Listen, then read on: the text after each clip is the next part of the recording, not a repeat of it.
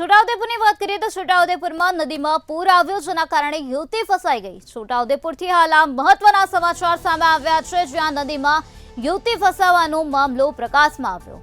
મોટી ટોકરી ગામે નદીમાં પૂર આવ્યું હતું, ત્યારે યુવતી ફસાઈ ત્યારે 3.5 કલાક રેસ્ક્યુ કર્યા બાદ યુવતીને સુરક્ષિત રીતે બહાર કાઢવામાં આવે છે।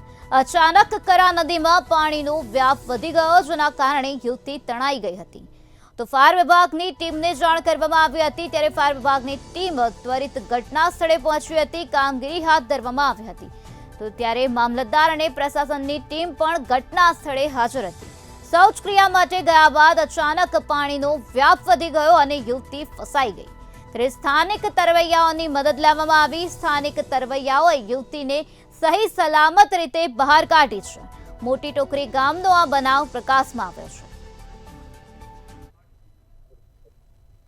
7:30 વાગે સંડાસ કરવા ગઈ હતી તો એક લોડ આવી પાણી આવી પડ્યું એટલે હું એક ભાઈ હતો અને એક છોકરી હતી તે મને ના પાડી કે એકલા લોડ આવે છે એટલે તું ઉપર ચડી જાય એવું મને હા ઉપર ચડી